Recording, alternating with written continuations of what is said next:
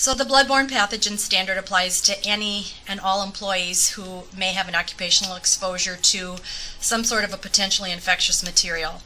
To comply with OSHA standards, we are required that you hear this information upon initial assignment, and then we do have to give you the information again every year. So whether you work for Western Dubuque or you work for some other district somewhere else, it's still a requirement of your employment.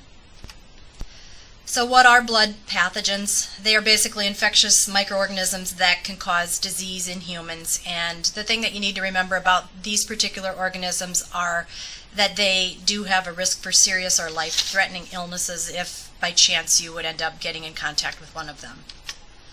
So there are many blood-borne organisms out there, and as we all know, there are many hepatitis strains out there, but the three that we are most concerned about with this presentation for you to learn about every year in the school setting are hepatitis B, hepatitis C, and HIV. So those are the three that we will be covering today in this presentation.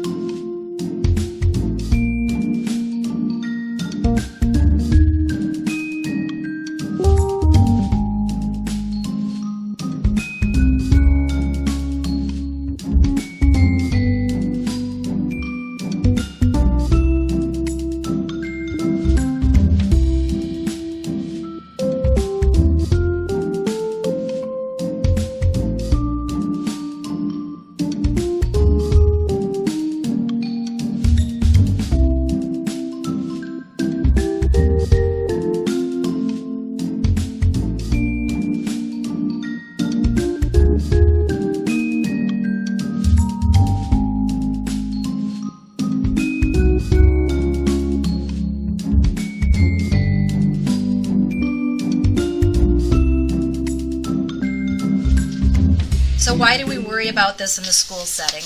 As we know, your risk of transmission is low in the school setting, and typically if somebody is exposed in the school setting, it's going to be during first aid or kind of like through accident cleanup and janitorial work. Prevention is the best policy, so that's why we are mandated every year to provide this information to you.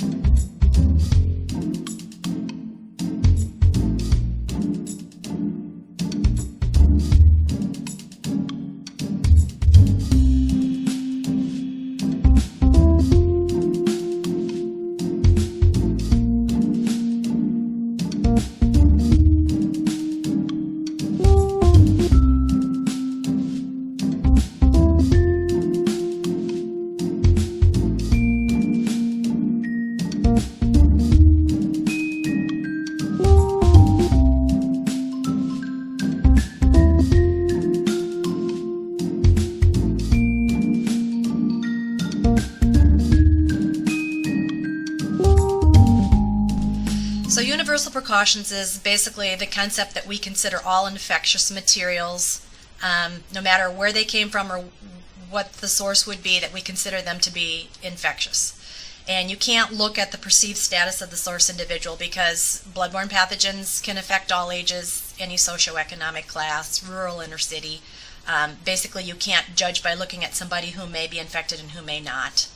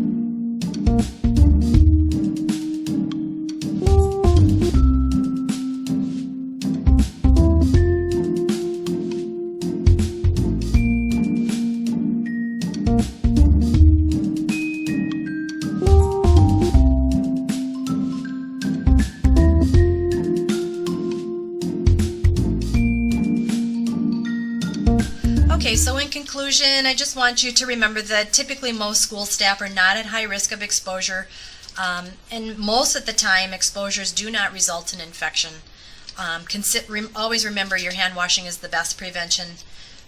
Again, it's just one of those things that we need to remind you of every year using best practices, but you are not at high risk in the school setting. The Bloodborne Pathogen Standard Fact Sheet is something that we are supposed to provide copies of to all staff members. So I just put the website on here in case anybody ever wants to go ahead and download that or look at it. So I'm just providing you with that information as required under the OSHA standard. And again, we are required that we allow you to ask questions as needed. At one point in time, we did have an interactive discussion board available. So at this point in time, I'm just going to tell you that if you have any questions or comments, just feel free to talk to one of your school nurses and we will help you through whatever the situation may be.